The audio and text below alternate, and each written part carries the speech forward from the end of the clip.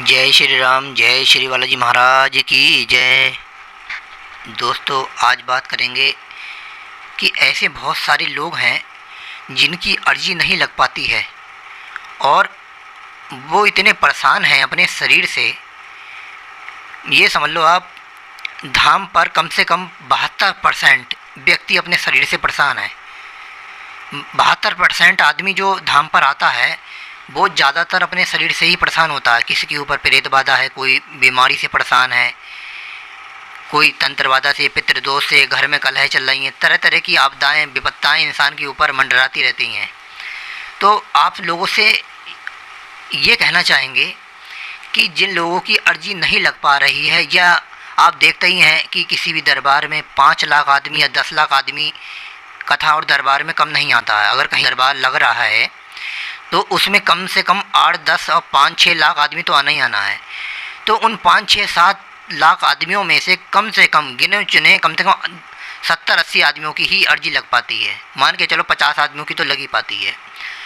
तो अब इतने लोगों में से अर्जी नहीं लग पा रही है, जो लोग इतने इतने परेशान हैं, तो वो लोग क्या करें बेचारे।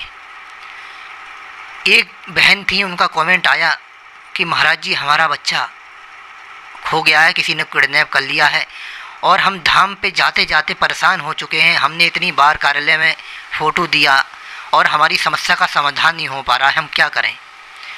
बहुत कमेंट आते हैं, बहुत लोगों की सुनवाई करते करते थक जाते हैं। करा तो करा क्या जाए भाई। इन लोगों की परेशानी का समाधान करना हमारा कर्तव्य होता है। इन लोगों की परेशानियों को समझना हमारा उत्तरदायित्व है, क्योंकि हम यहाँ पर आप लोगों की भलाई के लिए ही मार्गदर्शन आपको दे रहे हैं। आपकी भलाई के लिए ही हम यहाँ पे वीडियो बना रहे हैं, जिससे आप लोगों को सही जानकारी प्राप्त हो सके। कहीं ना कहीं हम में कोई ना कोई गलती है, या पूर्व जन्म के कारण। देखो, किसी भी मनुष्य को अगर कोई भी प्रायश्चित करना होता है तो एक जन्म का प्रायश्चित नहीं होता है, ये जन्म जन्मांतर के कर्म और बंधनों का ही प्रायश्चित होता है।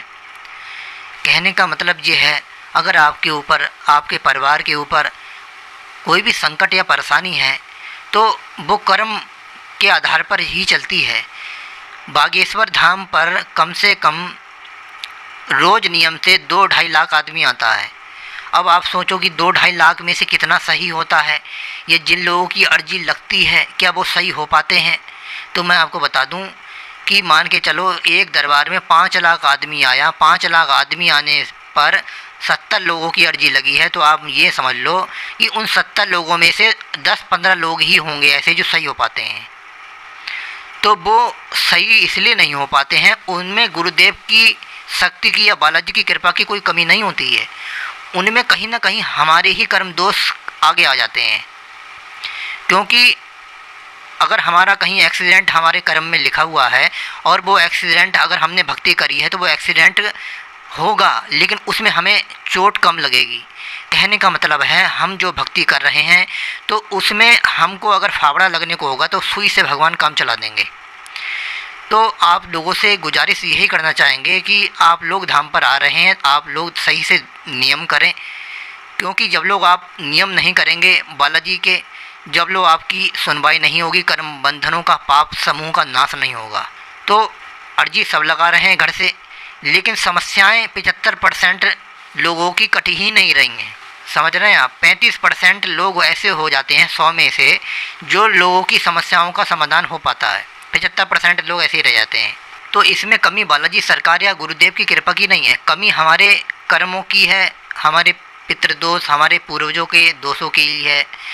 तो इसमें हमें अपनी साधना, हमारी तपस्या को ही आगे बढ़ाना है धीरे धीरे करके। क्योंकि जब लोग आप साधना नहीं करेंगे, जब लोग आपके पाप समूह का नाश नहीं होगा, तो आप साधना करते रहें। और बागेश्वर धाम पर जब भी आएँ, घर से नारियल लेके आएँ, पूरे घर में उसको घुमा कर लाएँ, जिससे आपके घर में जो भी नकारात्मक ऊर्जा है, तंत्र बाधा है, पितृदोष बाधा है, तरह तरह की नकारात्मक ऊर्जा का प्रभाव है, वो बालाजी सरकार जब आप जिस धाम पर आएँ उस नारियल को बांध दें मनोकामना बोलकर। तो उससे क्या होगा, आपके घर पर बालाजी सरकार की तरफ से आपके घर पर सेना भेजी जाएगी और वो नकारात्मक ऊर्जा है, जो भी परेशानी है आपके घर पर, वो सीधे डायरेक्ट धाम पर बंध जाएगी।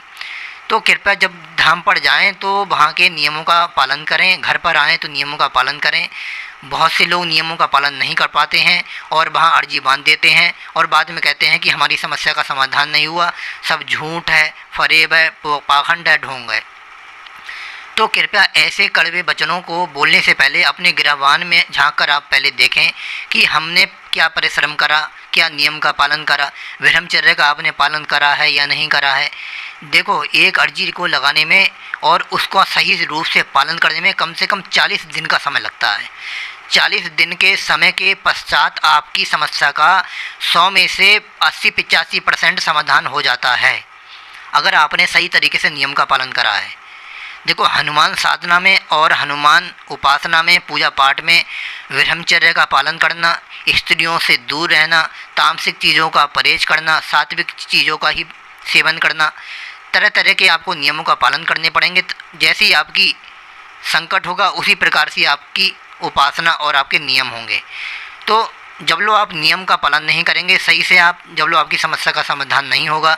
बागेश्वर सरकार भी इसी बात को कहते हैं, जितने भी धरती पर संत महापुरुष आए हैं उन्होंने भी यही बात कही है। तो आप जब लोग नियम का पालन नहीं करेंगे, जब लोग आपकी परेशानियों का समाधान नहीं होगा, इसलिए नियम का पालन करें।